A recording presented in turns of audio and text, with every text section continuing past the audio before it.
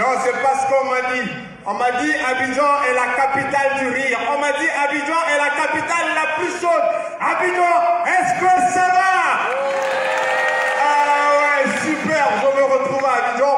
Je suis venu au Massa, on m'a logé à Yopougon. Ah, je sais pas. Et c'est à Yopougon que j'ai vu un bar en face d'un cimetière. Et le propriétaire du bar a écrit sur le bar, ici est mieux qu'en face. Mais moi-même, je n'ai pas compris. Mais les propriétaires du cimetière aussi n'ont pas, ils ont sciencé en fait. Donc eux aussi, ils sont partis et ils ont écrit sur leur cimetière, ceux qui sont ici viennent d'en face. Ah ouais, il va se négliger. Tranquille. Ah, je vous dis, quand j'étais arrivé à Abidjan, je me demande comment je peux faire pour faire rire un Ivoirien en fait. Donc on m'a dit simplement, pour faire rire un Ivoirien, dis-lui juste que tu es béninois.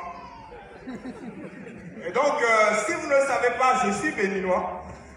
Ouais, je vois. Non, c'est une blague. Je viens du Togo. Est-ce qu'il y a par applaudissement, est-ce qu'il y a des Togolais dans la salle ce soir? Ah ouais, je vous dis, on est près de 2 millions de personnes. Actuellement, je crois que ils doivent être 500 000, quelque chose en fait, parce que je suis ici. Vous voyez? Et ceux qui ne savent pas, le Togo, c'est le pays, bon, qu'est-ce que je dis? Le Togo, c'est l'espace qui sépare le Bénin et puis le Ghana. Ouais. Bon, pour d'autres personnes, le Togo, c'est le terrain qui a empêché le Burkina Faso d'avoir un accès sur la mer. Et entre-temps, j'ai vu un statisticien ivoirien dire que en Afrique de l'Ouest, tu ne connais pas le Togo. Sinon, nous, au Togo, ça fait plus de 50 ans qu'on est fidèle à une seule famille.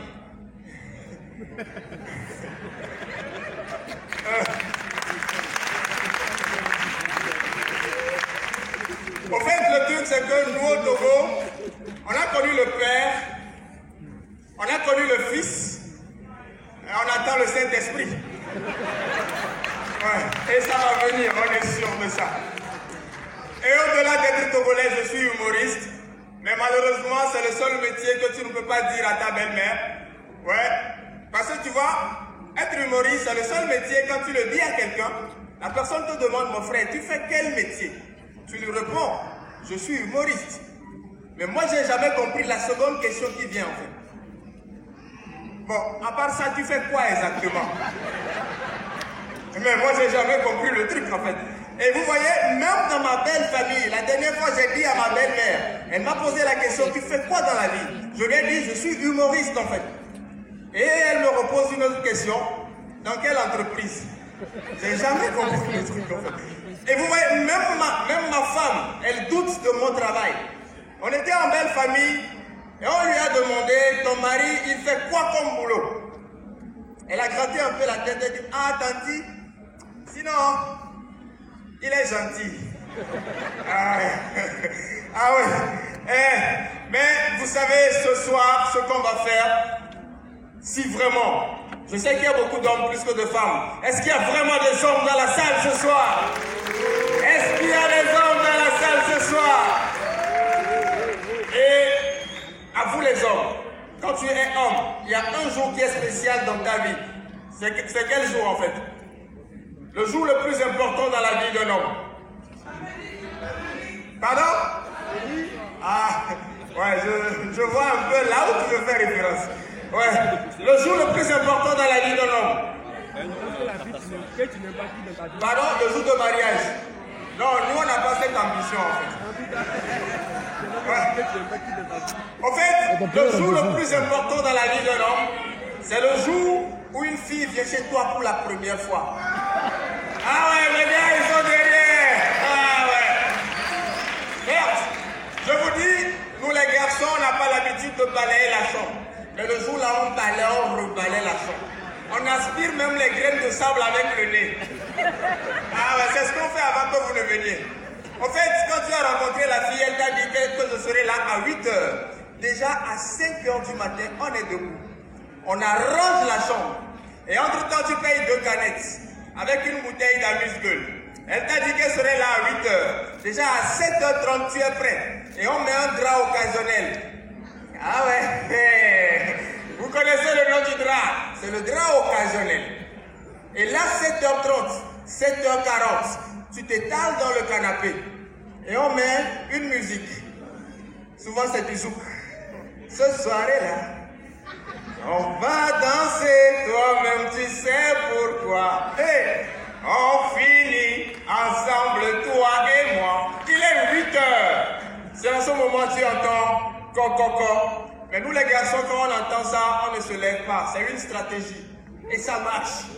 On recogne encore coco, c'est là que tu te lèves avec élégance. Tu marches, 1, 2, tu ouvres la porte. Barça. Bon, quand je t'ai dit que Barça va gagner le Real. Barça va gagner le Real. Les amis, pourquoi vous faites ça? Pourquoi vous faites ça? Sérieux, je ne sais pas, c'est en ce moment précis que le gars avec qui tu vois souvent les matchs, il vient chez toi. Pourquoi? Est-ce que je ne comprends pas dedans? C'est qu'il veut tout faire pour rentrer dans la chambre. Non mon gars, c'était pas au programme en fait. Donc tu fais tout quand même, tu t'arranges avec lui et tu le fais partir. Là on est autour de 10 h, 10 h 30, elle n'est toujours pas là. C'est en ce moment précis que tu ouvres la première canette parce que c'est ton argent, tonton. Ah ouais. Ouais, on est autour de 10 h 30, 11 h. Elle n'est toujours pas là. Je vous dis en ce moment précis, on quitte dans Zouk. Et on va dans le gospel. Mais c'est pas n'importe quel gospel. C'est Boniface.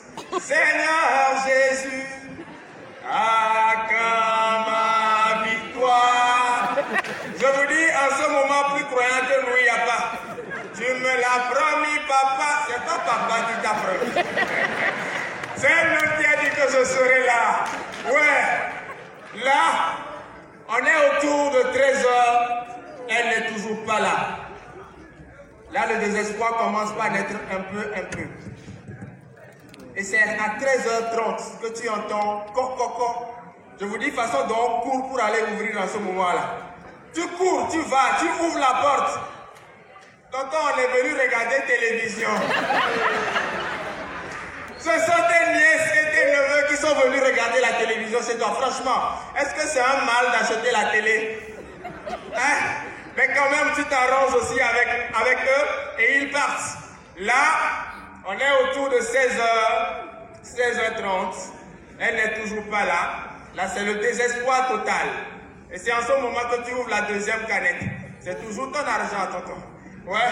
Tu ouvres la deuxième canette. Elle n'est toujours pas là. Je vous dis en ce moment précis, on remballe le drap parce que c'est un drap occasionnel. On n'utilise pas ça en tout temps. Ouais. Tu remballes le drap. Et en ce moment même, Boniface ne peut plus rien faire pour toi. On quitte dans Boniface et on va dans ancien temps. C'est du genre, il y a bientôt 10 h que j'attends ta promesse. Ah, mais elle n'est pas là. On est autour de 18 h.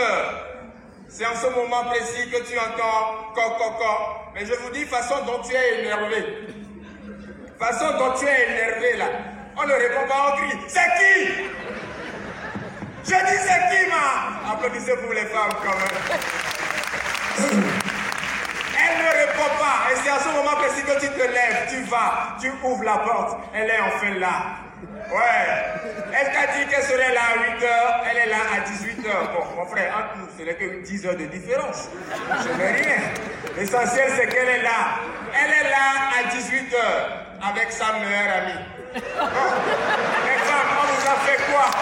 C'était Valentin Vieira. Merci. C'était notre Valentin Vieira. Bravo. Voilà.